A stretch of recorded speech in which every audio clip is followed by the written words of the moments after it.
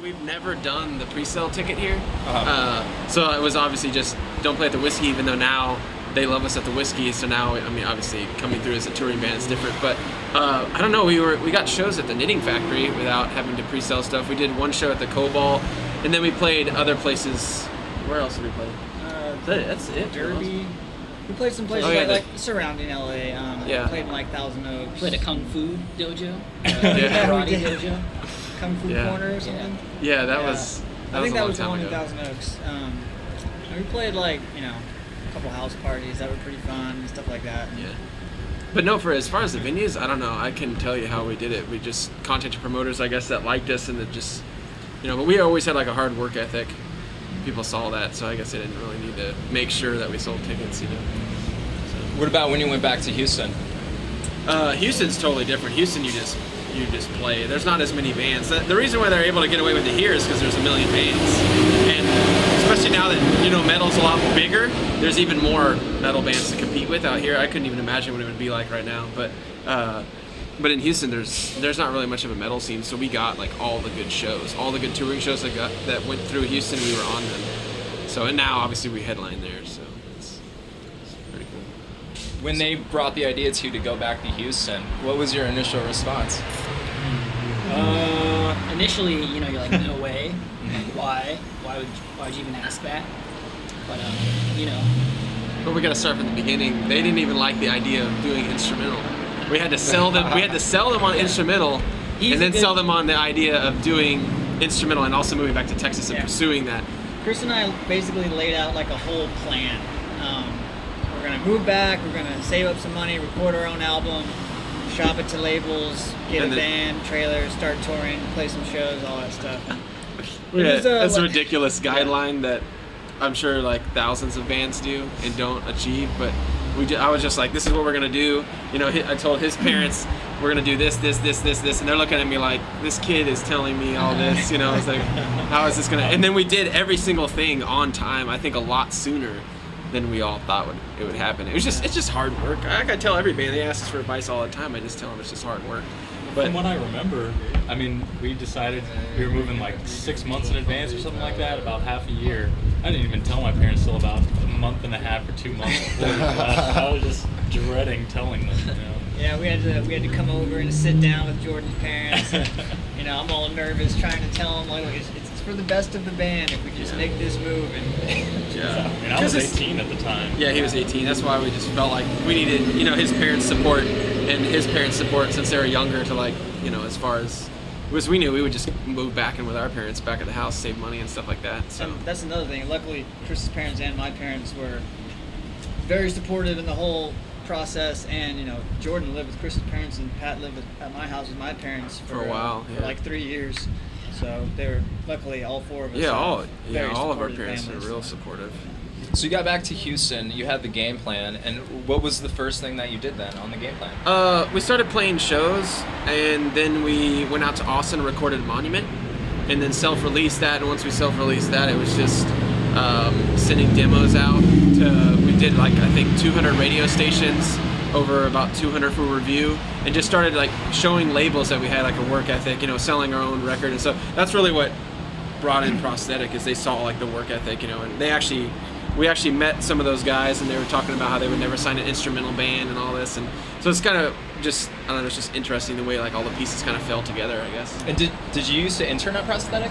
No, we actually had roommate. a roommate. Your roommate did, while okay. we were living in LA, one of our roommates that we went to school with, he did a music business class, and part of that was he got an internship at Prosthetic, and so that's how we got our foot in the door with them. We met some other guys that worked there. Their publicist. And we showed him like our 4-song demo, which is the only thing we had at the time, and he dug it, but he was just like, I don't think the label would ever be into something like this, so that's pretty much as far as it went. It's just kind of funny that we ended up finding a home with that label. Well, yeah, he said word for word they'll never sign an instrumental band. Yeah. And we're like, that's fine. We kind of figured, just based off now they have the two, I guess, biggest as far, us and Animals leaders as far as like the instrumental metal scene. So it's kind of funny how that worked out. But it's not that they don't like instrumental, it's just that at the time, I don't know, I guess they didn't see it as a good idea, but they saw our work ethic and then, I don't know, gave us a shot and it worked out. At what point did that change their opinion of instrumental bands? Once Monument came out, they saw like all the radio plays that were playing our self-release, as not having a record label, like playing on, radio stations worldwide, and then all the good reviews we were getting off of it for self-funded. I mean, it's not like the best quality, but it's still, it was decent for a band that had no label to release it. So, so then after they saw all of our hard work and saw that we were trying to play as many shows as we could, touring around as much as we could, then it was just, they just started talking to us. Said they called me and said, "Hey, we like the record. Bob showed me you guys. Let's talk." From then on out, that was it. We had sent out press packets to other labels, but I don't know what it was about Prosthetic. I don't know. We just felt better going with them out of all the other labels. I mean, a lot of the other ones like Metal Blade and Century Media are just too big. We didn't want to get lost in such a massive catalog. We're an instrumental band. The type of band that we are, not just the fact that we're instrumental, needs special attention. So, to sell, since we're kind of harder to market, since we kind of have that one narrow niche. Having signed with Prosthetic, what are some of the lessons learned or things that you may not have known before being signed? I mean, there's always like contractual stuff that we obviously can't talk about, but that, you don't really know at first. But you learn, having a label, they're able to kind of coach you as far as like how the industry works, which, I mean, to be honest, a lot of it's just taking shit, just from other people and venues and stuff like that. But it's kind of like that in every industry. If you want to move up, you kind of have to take a bunch of crap from people. Start at the bottom. Yeah, and work your way up, especially as far as like touring goes and stuff like that. So, but we've been lucky as far as the tours that we've got. So. Yeah, well, back then too, people wouldn't even take us seriously. That's true. Since we weren't on a label, nobody wanted to really. The give second, us a shot, the second you have the label behind you, venues take you serious, promoters take you serious, other bands that are touring bands will take you serious. It's lame the way it works, but I mean, it's just the way it works. They know that you have some sort of work ethic if there's a corporation that's behind you. So, I was listening to one of your interviews, and in the interview you said that people would always come up to you in the beginning and tell you that, oh, you guys need a singer, you guys need a singer. And as soon as things started getting serious, people stopped. Yeah. A little bit. I'd no, say it's 90% of it stopped. Yeah. Well, like for instance, when we were all forming at MI, all of our classmates and stuff like that were just like, "What are you gonna do with the instrumental band? You're never gonna be able to do anything." And we definitely got a lot of the singer comments. We still get some today, but. Yeah, it's really rare. Like, we were on the BT BAM tour, already established. This is a huge tour, selling out 1,000 people every night. And I'm washing my hands in the bathroom, and some kid comes up to me, he's like, "Oh man, you guys are fucking awesome, blah, blah, blah. You guys need a singer?" No, dude, we're signed and touring. We have 2 full lengths out already. It's crazy that the people were just like, "Hey, can we come in and just change your sound completely?" I don't know, it's just what was working for us now is still working for us. But yeah, back then though, man, it was, before we got signed, it was like probably at least 10 messages a day I would get online, like, "Hey, you guys looking for a singer?" We even had one of the old Iced Earth guys write us. This was back when Monument was out, when we weren't signed. Yeah, it was totally random. I can't remember his name though. But he was one of the old singers for Iced Earth. Do you remember that? Yeah. I think John Greeley or something? Yeah, I don't remember, but totally random. I got that email, I was like, damn, that's random. I don't know, because we were 20, 21, 22. That guy's At least probably I was. in his 40s now. Yeah. So, but I mean, it was still like, it was cool that he looked at us as like, these guys are going to do something, I want to be involved. That's cool, It's. But most of the people that would contact us, they're just people that have never played in bands, or just like want to sing for us to sing for us. Yeah. You mentioned BT BAM. You knew BT BAM, right? For From Into the Moat? Actually, I met him just as a fan. Okay. In 2004. Met him when they came through Houston. Kept in contact with the guys, and then funny thing is, we moved out to LA. We came out to some of their shows here, and I was like, "Hey, remember me from Texas?" And then the Into the Moat thing happened, and I got to tour with them, and I guess the friendships came, a little bit stronger. But yeah, those are great guys, great band, and we did a Skella Summit. Got the chance to tour with them about 1.5 years ago, and it was one of the best tours we've ever done. Yeah, we played a few shows with them before we were really touring in Houston, like just opening for them, and just probably just testing the waters as far as like if we were ready to tour, I guess. But then that came about, and then our label was managing Cynic at the time, And so it's just kind of like, hey, this is like it was like literally the perfect progressive tour with us, Devin Townsend, Cynic, and BT Bam. It's like perfect. So it was, I'd say that and the Dream Theater tour, like the two best tours that we'll probably ever get, unless it's like Rush or Tool or something, something bigger. But I mean, they were like, that's our exact target audience. It couldn't get any more specific, as far as us being put in front of larger crowds that haven't heard us, that are more open to the idea of progressive and instrumental. Speaking of Dream Theater, so you were passing out demos at a Dream Theater show a year before. The year before, demos. There were songs from Monument. The guys went up there. We hand wrote over 3,000 over the course before Monument and during Monument. We want to have a few demo songs, so we weren't sending out, handing out hard copies. But yeah, a year before, we're handing out demos of Monument, and then a year later, Carbon Desert's Canyons is out, and we're touring with Dream Theaters. Yeah, unbelievable. Yeah. I just got a random call, just said, hey, it was in June. We didn't have any touring lined up. We were all pissed off because we had Carbon Desert's Canyons out. All we did was 2 weeks to Protest the Hero, and our record label called and said, hey, Mike Portnoy wants to know if you guys want to fill the spot since they lost the two bands. I was like, yeah, I mean, we dropped everything, which was nothing. So and practiced for 30 days straight, just an entire month, and then left for that tour, and it's just the most spoiling thing. Yeah. Full catering, breakfast, lunch, and dinner. I mean, we didn't have to unload our own gear. It was just... The crazy thing is that technically that tour was our first full U.S. tour. The only other tours we've done were like two separate 2-week runs, and the first full-length tour we ever did was that Dream Theater. Pretty awesome. Yeah. 2 weeks and then a whole month with Dream Theater, like the highest that we could possibly do.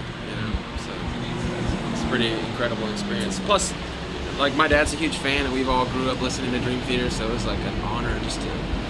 And I remember the first day we walked in there, we were watching them rehearse, and when they were done, Portnoy gets up, walk around. I'm just kind of standing there, kind of moved out of his way, and he walks by and turns around, and he goes, "You're Chris, right?" And I was like, that was the only time I've ever been like starstruck. I usually don't get the jitters. Seen him, I was just like, that day, he was just like, yeah. I just wasn't expecting him to know who I was. I knew he knew her band, but to recognize me by my face without me saying anything it was rewarding.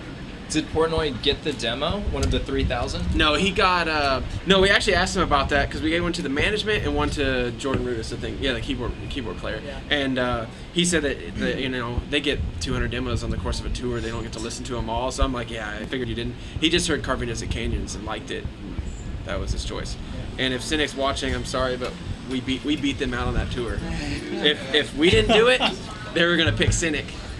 So that felt good because we're huge fans of Cynic, but when we find that out, we're just like, it's an honor, even more of an honor because we love Cynic, and so sorry to Cynic guys if they're watching this. Hey, they still got to play with him. Yeah, they got to play with him in Israel or something like that. Yeah. Even bigger shows. Those are massive shows. When they go overseas, it's like 5 times the audience over there. So it's cool. While we're on the topic of instrumental bands, with Animals as leaders getting a lot of steam, do you feel that they kind of, in a sense, have paved the way for your band to be even more accessible to the public and masses? I definitely.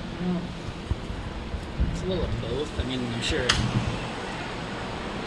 a lot of kids who've never heard instrumental before, they like them, then I would say only for other instrumental bands. Yeah, I would say because they're touring in more of like the scene, like with the scene bands doing Summer Slaughter and touring with like bands like, what was it, Under Oath and then Circus Survive. Was it Thrice? Yeah. And Thrice. No, not Thrice.